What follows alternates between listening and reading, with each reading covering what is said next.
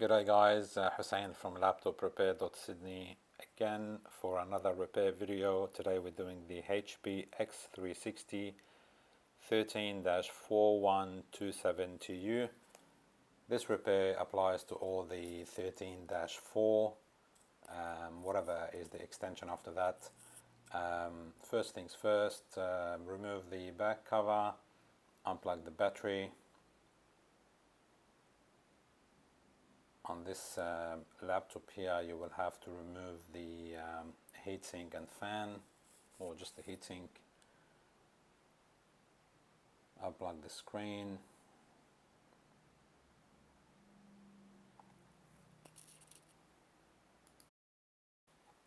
Next thing, we need to unscrew the hinges, then move the screen to an angle where you can lift it off the base assembly so you can work on the screen on its own.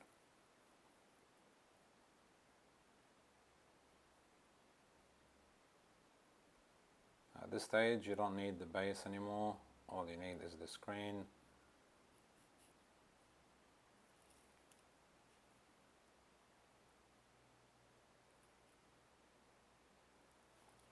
Now we start the heating process.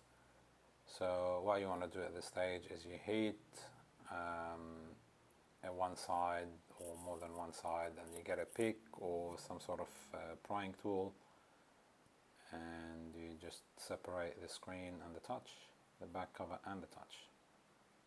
Now, this is a lengthy process, so it will take a bit of time, and you may have to use different tools, different prying tools such as spudger, a card, or a pick or something else. Really depends on how the job's going.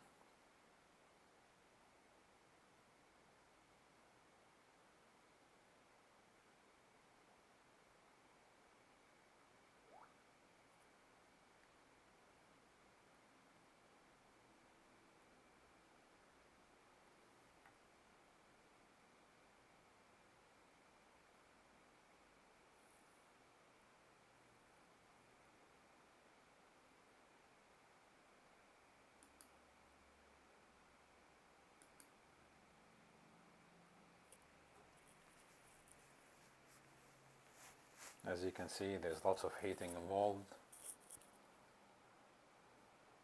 Now again, as you heat, you don't want to heat too much because you don't want to damage cables or anything else.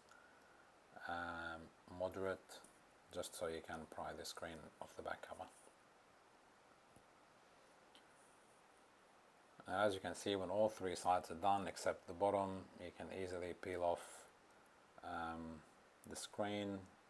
You will have some leftover glass that you want to get rid of at a later stage.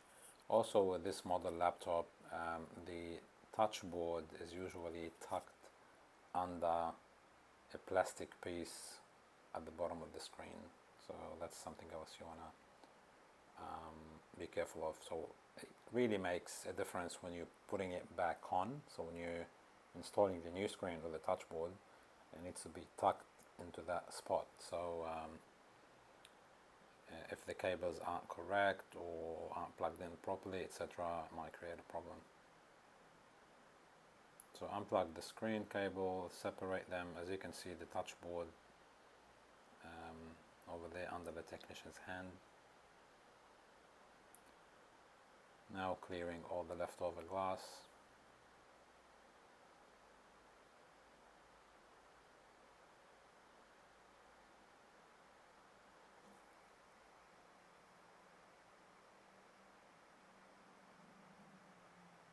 Just trying in the new screen.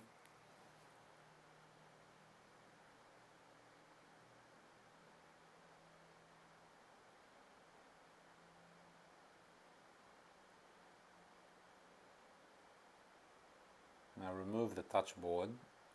It's pretty hard to install the cables of the screen into the touch board if it's still connected. So you want to remove it, connect it to the screen, and then you do the LCD connection, the LCD cable connection.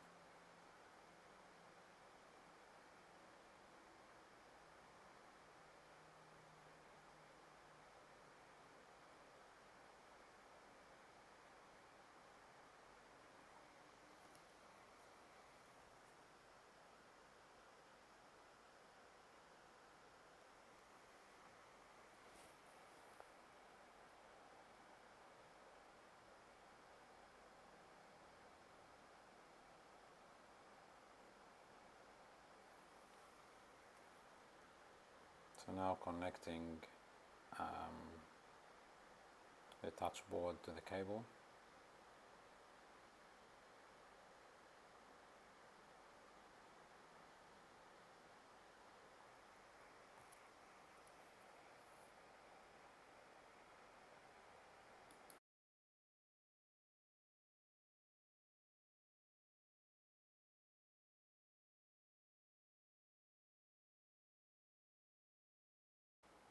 So this is what I was talking about, the how the touch board is tucked under that plastic bit where the technician right hand is. So that's how you have to slide it in.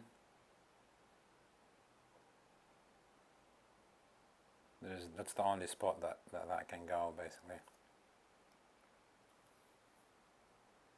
Now connecting the LCD cable to the screen.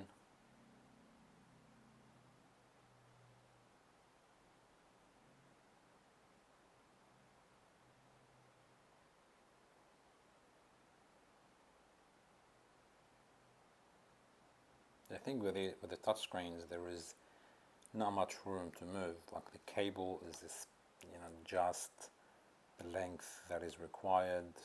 The touch board basically is tucked into that spot. If the touch cable isn't installed, or the board isn't installed properly, if the cable is a bit longer than it should,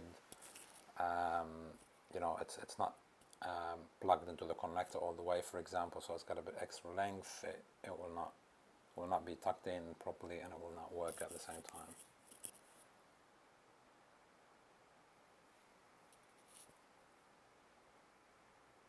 Now the tech will be testing the screen just to make sure it works before he puts the adhesive and completes the job. Plug in the battery.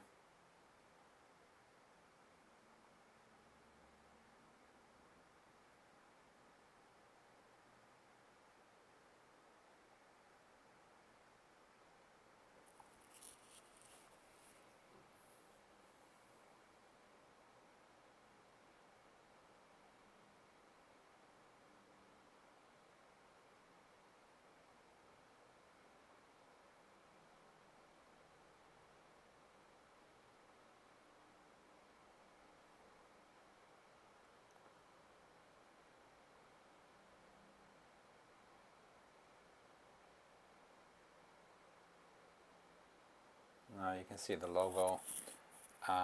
With these touchscreens, sometimes it will work on BIOS, so when you first see the logo, etc., and then as you get into Windows, it won't work. So make sure you get into Windows and you test it, and you make sure everything works. There is specific not tools in HP, for example. There is a touch test tool under the BIOS where you can sort of splits the screen into many boxes, and then you start touching everyone and testing each spot of the screen to see if it works and if there is a fault, where the fault is. With these screens, if there's a problem, you just have to replace the whole thing, like the whole screen and touch, because they don't come separate and there is no tools to fix them or anything. Now Tech is doing the adhesive.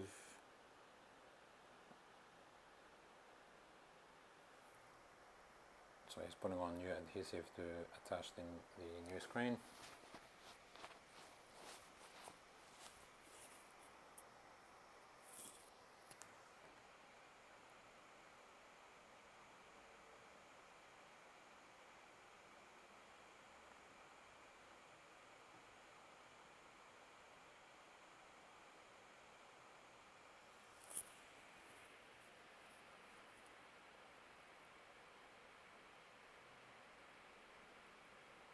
So make sure the screen is tucked in well, the touch board is, as we discussed before, and then you can start removing the adhesive.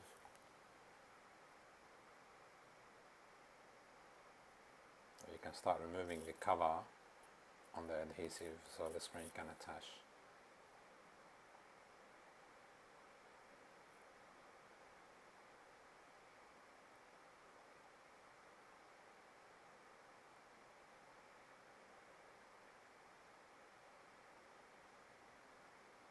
With these touch screens you can easily tell if the screen isn't adhered well at any spot because it'll be lifting up. We also suggest using some sort of tools or something to keep the screen and the back cover attached together. We usually use clips. There's specific clips that we use to put pressure on the touch and on the back cover, and we leave it overnight just so it attaches well. You can find that at laptopparts.com.au under tools.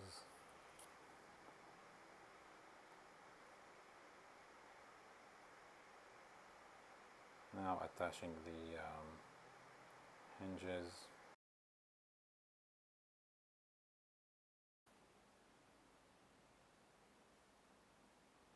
Plugging in the LCD cable.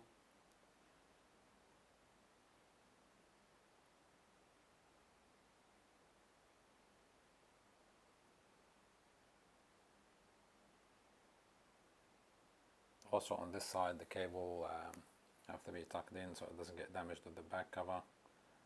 Make sure your laptop flips well. Make sure the screen is aligned properly.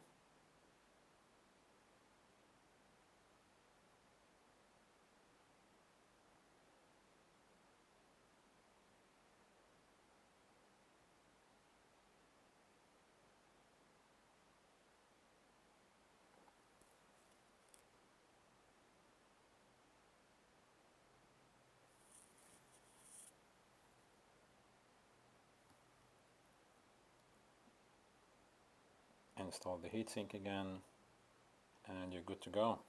Hope you find this video helpful, and if you have any questions or like to order some parts, please see the links in the comments. Thank you very much and take care.